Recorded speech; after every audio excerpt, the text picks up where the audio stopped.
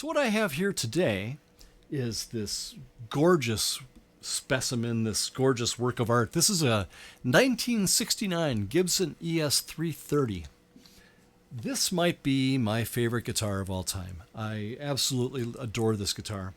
I'll go through the history of why I bought it, when I bought it, and all that kind of good stuff. But let's talk a little bit about the Gibson ES series.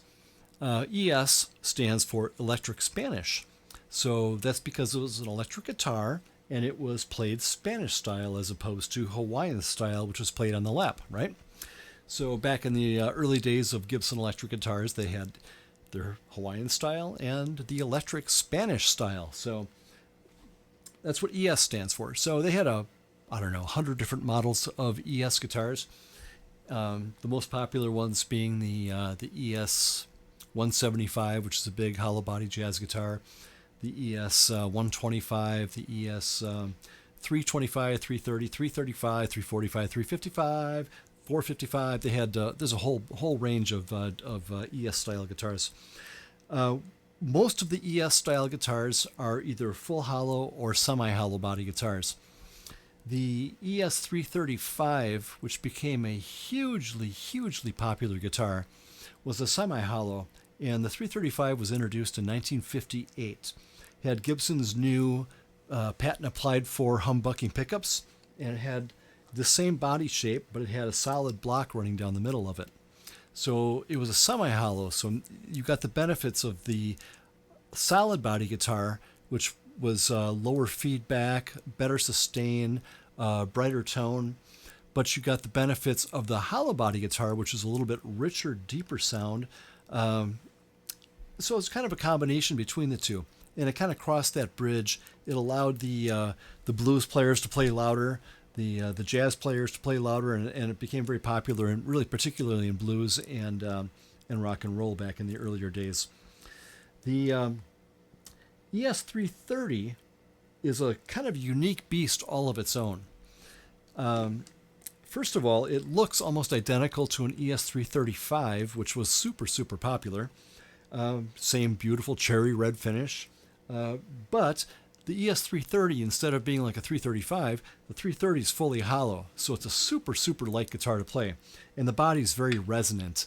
So it vibrates very freely. In fact, it works pretty nice as even as an acoustic guitar if you want to close mic it and use it for recording. Also different from the 335, the ES330 has single coil P90 pickups, where the 335 had Gibson's PAF humbucker pickups, right? So they have a very different tone. The humbuckers obviously don't hum. They reject all that buzz that you get from neon lights and that sort of thing. They're not as buzzy and noisy, but they tend to be more pronounced at the lower end. So they're a richer, meatier sounding pickup. While the P90s, which are overwound single coils, are very noisy by comparison, but they've got kind of a really nice woody, growly, snappy sound to them. So it's a very different kind of tone.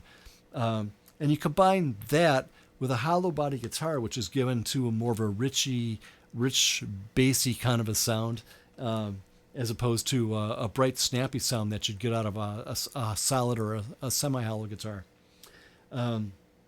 The ES-330 was introduced in 1959. I think it was maybe more of a lower end version of the ES line, but not really. To me, it's unique and it's got its own character, so it's just different. Originally, when these guitars came out, the body joined the neck at the 16th fret, so that meant the neck was moved up this way by probably about 1.5 inches. So the pickups were closer together. So you got a very different tone than you get with this one. Now, this one in 1968, they changed the design, so they made it more like the ES-335, and the neck joined the body at the 19th fret, so way up here. So what that did is it gave you more access to the higher frets, but it also moved the pickup up a little bit. So it gave it a little different tone, I think a little bit deeper tone, a little richer tone, but at the same time it made it easier to hit the higher frets. It's different. People like one, they like the other. I don't know. It all depends what you're into. Now, the ES-330 never really took off all that big. I mean, it was a really good design, and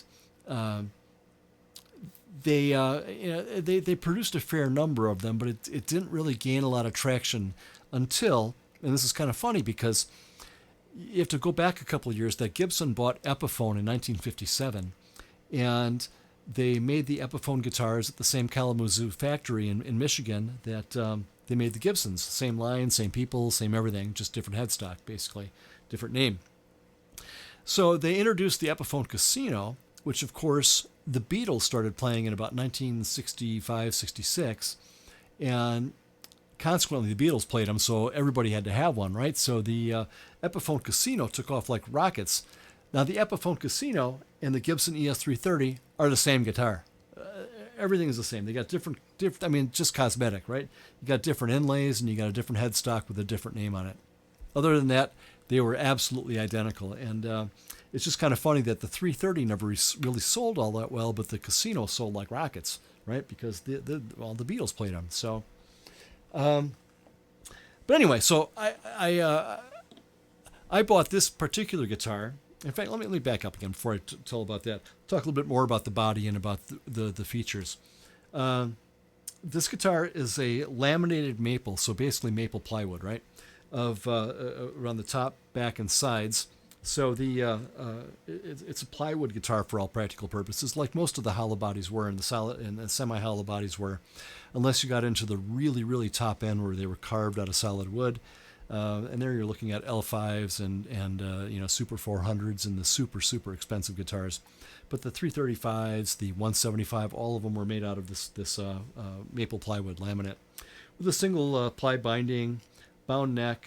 The neck is all mahogany. It's got a Brazilian rosewood fingerboard. And other than that, it's a pretty basic guitar. This one has a factory installed Bigsby on it. A lot of them had a trapeze tailpiece. Intonatable Tune-o-matic bridge. Everything else on this guitar is all original, with the exception of somewhere in its distant past, long before I got it, somebody had installed or tried to inlay a little heart up here. I don't care. It might diminish the value of the guitar, but I don't care. To me, it's just part of the character and part of the history and part of the mojo of this guitar.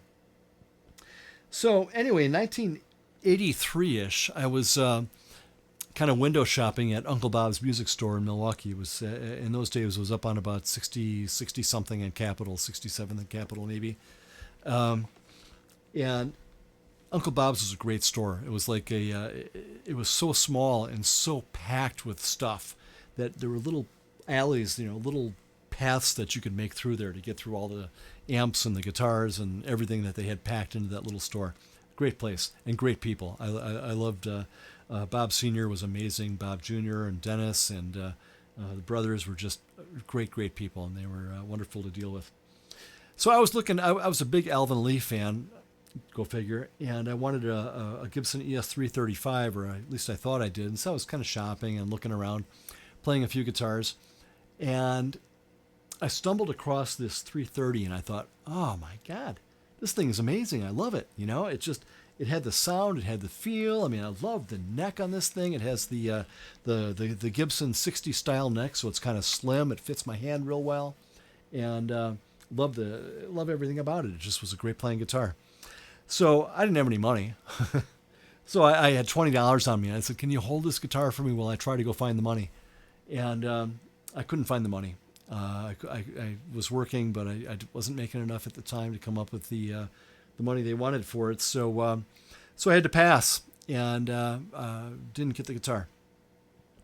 So fast forward a couple of years, I was still broke, mind you, but I was at a Record Head store on the south side of Milwaukee, and Record Head was kind of a unique shop. They sold used records, used tapes, drug paraphernalia, and guitars. So interesting combination of merchandise, but I happened to stop in just to see what kind of guitars they had, and they had an ES-330, and I thought, damn, it looks just like the other one that I saw, right? It had that cherry red finish, it nicely checked, and I like the long neck as opposed to the short neck, right? I like the 68 and later. but I didn't have any money. So I was determined, though, not to let this one get away because I really, really loved the guitar. So I scrounged and I saved and I worked my butt off and I tried to get everything that I could together to try to buy this guitar. And I did. I came up with the money and went back and bought this particular guitar. Now, mind you, when I got this guitar, it was a diamond in the rough, right? I mean, it was really rough. It was filthy. It was grimy. I mean, it needed to be scraped off, you know. The case was no better. The case was just rotting and falling apart. So I did the best I could with it. I cleaned the hell out of it. I took it all apart, cleaned it, oiled it, polished the frets, gave it the best setup I know how. Took the case, used plastic wood and duct tape and everything else I could come up with to make that functional again. And I've had this guitar ever since. So now I'm looking at 40 years that I've owned this guitar. And absolutely still, to this day, it's my favorite guitar. I absolutely love this thing. And I'll tell you why. I mean, first of all, just it's comfortable to me, right? It just fits me well. I love the hollow body. One of the downsides of the hollow body is that, and it could be considered an upside, is the hollow body feeds back, right? So if I'm playing really loud, the body will resonate and the pickups will pick up that and it will just feed back like crazy. If you learn how to control that and harness that, pickup the feedback is just it's really cool, I think, you know. And this thing sounds great clean. It sounds great, you know, overdriven, fuzzed. It sounds great with a wah. It sounds great with everything that I throw at it. It just is a great sounding guitar. And it's just, like I said, comfortable and wonderful to play. So I think I've covered everything about this guitar, right? I played this guitar with everybody that I could, you know, when I was first starting out. I played this at all the open jams as soon as I turned 18. I played it, had it when I joined the Pontiac Blues Band in 1990. It was my main guitar. That's when I actually kind of retired it after about 2 years with the Pontiac Blues Band because we started playing a lot. I mean, that band was playing, you know, a couple times a week, and I had it was a loud and fast band. It required a pretty heavy attack on my part, and it got to the point where I just wore the guitar out, and so I semi-retired it and moved to a Paul Reed Smith, which is a much, you know, more robust guitar. But I took this one down to Denny Rowan of Rowan Guitars in Milwaukee and just said, "What, you know, make this thing, make it great again," right? So he ended up refretting it because I had worn the frets completely out, and he gave it a complete, thorough going over, cleaning, tuning it, setting it up, and you know, adjusting it, and made it play like brand new and like butter again. And it's been pretty much retired to my studio ever since then, but it still is just about perfect. It's just a beautiful playing guitar. Just love this thing. So let me just kind of walk through a little bit. So I'm going to use just the neck pickup. So you can say why this was a fairly popular guitar. Grant Green was a jazz player, a pretty famous jazz player. He played one of these, and you can see why, because of the tones.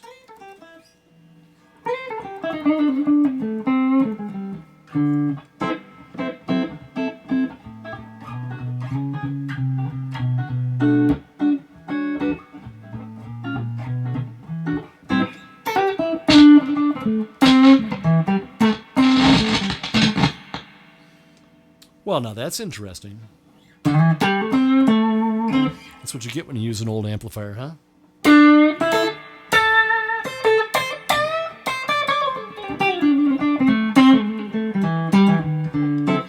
But that the neck pickup is my favorite sound on this one. Now, if you bring in both pickups all together, you get a little bit more jangly, and this is I think where the Beatles played the most.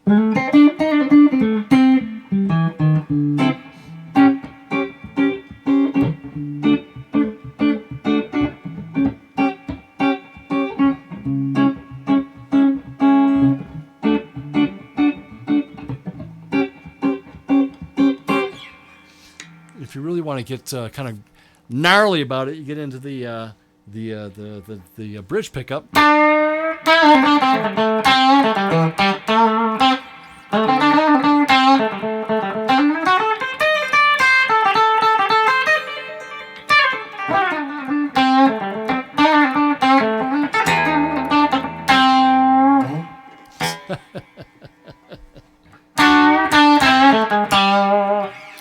Personally, I really like the sound of the neck pickup, especially if you get up to the higher frets. You get into that Eric Clapton woman tone territory, right?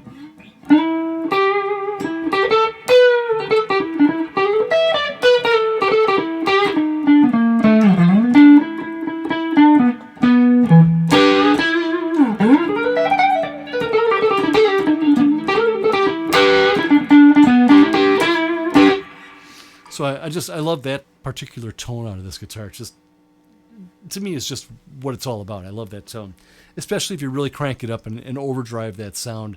It just becomes really, to me, just enveloping. I just love it. So I don't know what else I can tell you about this guitar. It hasn't gone through a lot of the model didn't go through a lot of incarnations. It was introduced in 1959, was discontinued in 1972, and then it's been reissued a couple of times in the 2000s. I think they currently are out again. Pretty pricey. I mean, God, they're about 30, like almost $4,000, I think, for a new one now. But this one's a 1969. Certainly a player's guitar. It's not a pristine collector grade. It's the body is nicely checked. It is in perfect playing condition. I just love it. I'm never going to sell it. I mean, this one I'll take to the grave with me. Well, I'll probably have to get it before I go to the grave, but this one I will take with me forever. This is, I think, my favorite all-time guitar. 1969 Gibson ES-330. So hope you enjoyed it. Hope you learned something. You can always comment, leave me questions. I'm more than happy to reach out and be of any help that I can. So please, have a great day. Thanks.